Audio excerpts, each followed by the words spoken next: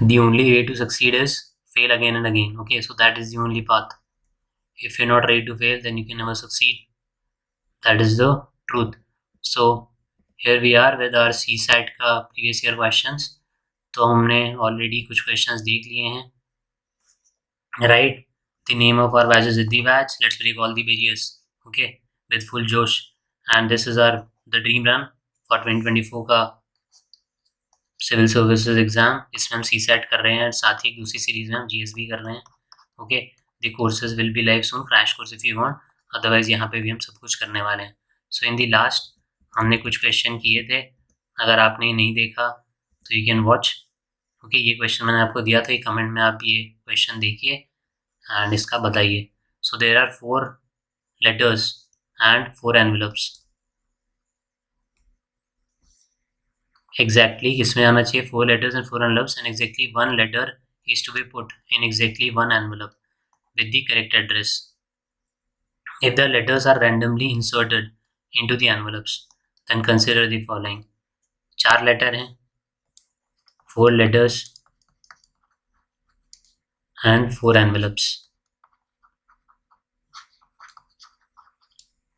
और क्या करना है?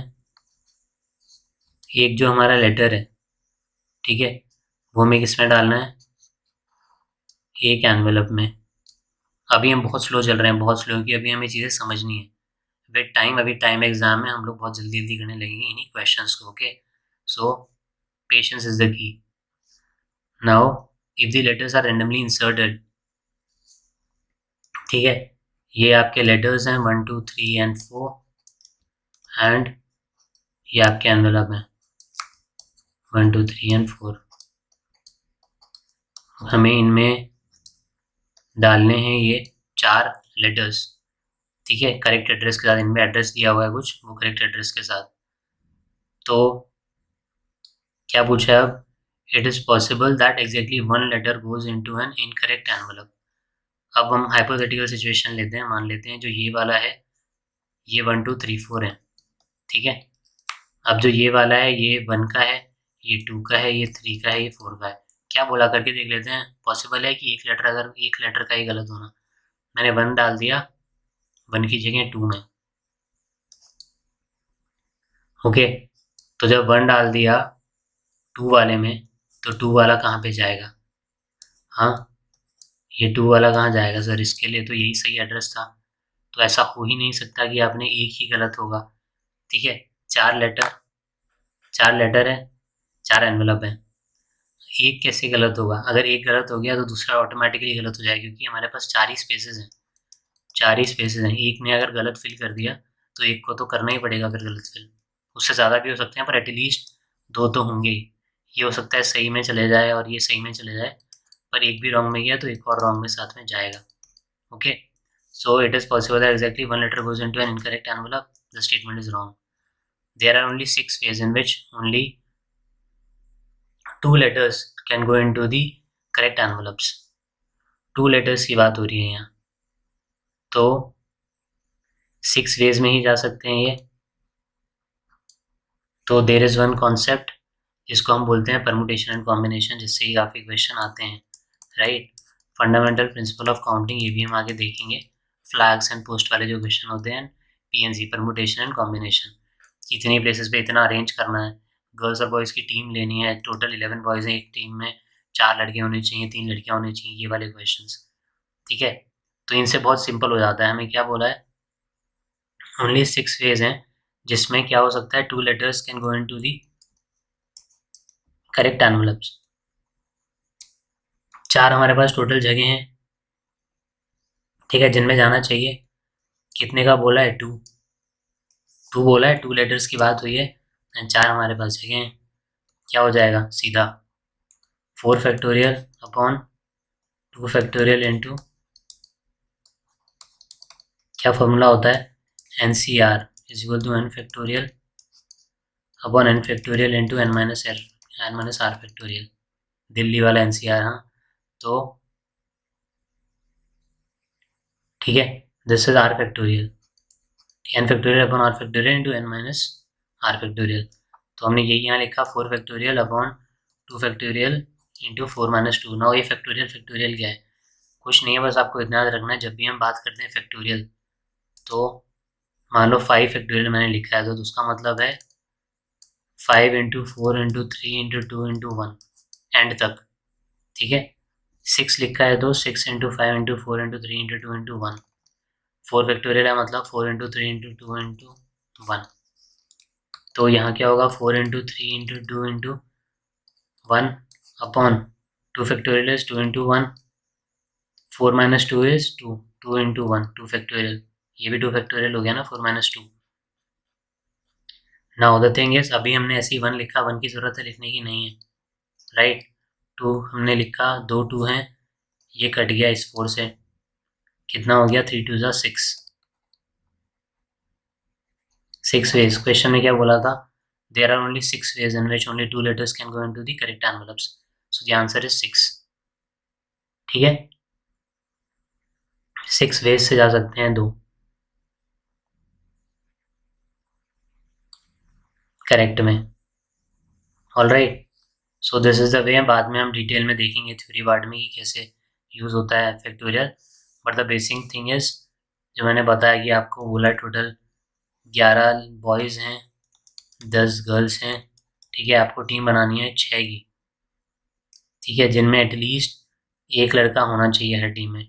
एटलीस्ट एक लड़का मतलब एक टीम ऐसी भी हो सकती है इसमें 6 के 6 बॉयज़ हैं, तो ये वाले हम करते हैं कॉम्बिनेशन से, दैट इज़ NCR जो हमने यहाँ बात की, ठीक है। So this is the solution, have patience, हम लोग थ्योरी भी देखेंगे। नाउ दिस क्वेश्चन जो बहुत लोगों ने बस देख के छोड़ दिया होगा, यार बड़े नंबर दिख रहे हैं। What is the remainder 185 × 87 × 89 × 91 × 95 × 96 is divided by 100। Now 23 का मैंने पहले भी बोला था, अगर क्वेश्चन पेपर की बात करें तो क्वेश्चन कई सिंपल थे पर उन्हें शो ऐसे किया गया that they are really tough. तो ये क्वेश्चन बहुत सिंपल है पर कुछ लोग देख के छोड़ देंगे कि बड़े नंबर्स हैं। टफ क्यों है, only presentation into 89 × 91 × 95। Why am I saying only presentation, मान लो आपके पास ये लिखा हुआ होता, ठीक है, इंटू 91 × 95, 85 87 89 91 95 और 96 भी है, ठीक है।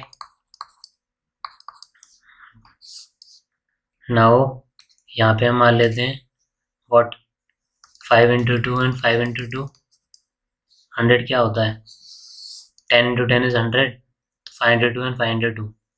आप देखो ये क्वेश्चन एक बार, अब क्या लग रहा है, भलवा सा लग रहा है कि ये तो यार बस नॉर्मल काटना है इनको, और हमें ये भी नहीं बोला कि फाइनल आंसर कितना होगा, तो हमें इनसे तो डरना ही नहीं है, हमें मल्टीप्लाई करना ही नहीं है ये बड़ा नंबर, हमें तो बोला रिमाइंडर, तो हमें तो बस कट करना है और काम खत्म है हमारा, ठीक है। 2 किससे हटेगा, 96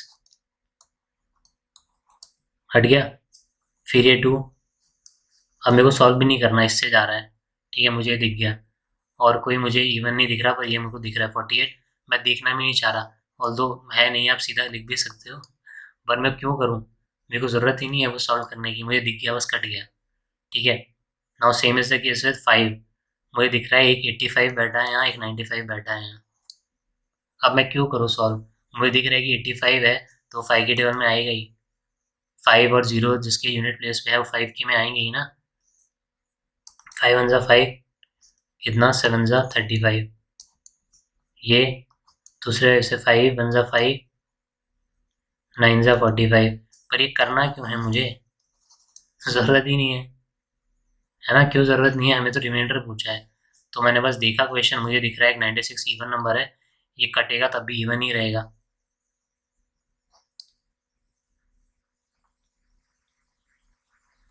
राइट। 48 रहा, ये भी कटेगा तब वापस इवन आया, 12 8 4 2 1, इवन ही इवन आ रहा है इसमें, तो हमें कुछ करना ही नहीं है, और इवन सॉल्व भी क्यों, हमने ये काटा यहाँ से, दिख गया हमें ये 5 5 85, ये 9 खत्म, आंसर इज 0।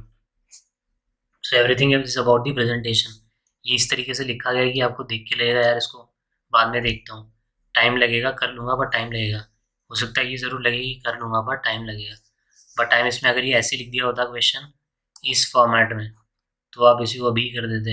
इसका आपको मल्टीप्लाई करना नहीं है, बस रिमाइंडर पूछा है, 0 इज द आंसर, खत्म। ओके, सो प्रेजेंटेशन से भी खेला गया था, जैसे भावनाओं के साथ खेला गया था।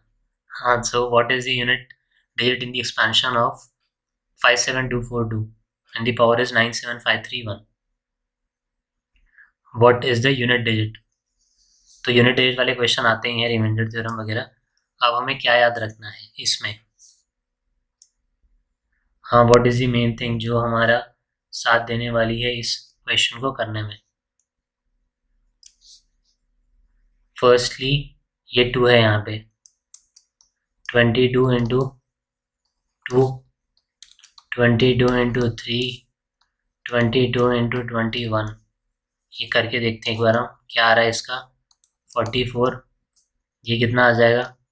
66, ये कितना आ जाएगा? 2 1 टाइम्स इज 2, 6 4। ठीक है, कुछ चीज़ नोटिस किया आपने क्या? जो यूनिट प्लेस का है मल्टीप्लिकेशन यूनिट प्लेस पे वही आ रहा है। 2 into 2 is 4, 3 into 2 is 6, 2 into 1 is 2। और ले लो यार, ठीक है, ये भी कर लेते हैं। 6 and 4 is 10, 2 into 4 and 1 is 5। सही है, 6 10 5, 3 into 2 is 6, इसमें भी यही दिख रहा है। तो ये अगर यूनिट प्लेस है, मैं मल्टीप्लाई कर रहा हूँ तो आंसर वही आएगा, यूनिट प्लेस का मल्टीप्लिकेशन होगा फर्स्ट थिंग। तो हमें आगे वाले से तो डरना ही नहीं है, भले यहाँ पे आगे 1 2 3 4 5 6 7 होता, फिर 5 7 4 2 होता, फर्क नहीं पड़ता। अब बात करते हैं इस पावर की। ये हमें देखना पड़ेगा एक बार कि पावर क्या है टोटल।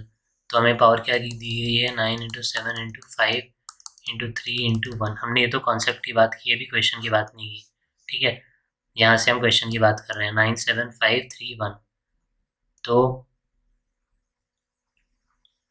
9 3 is 27, then 7 5 is 35,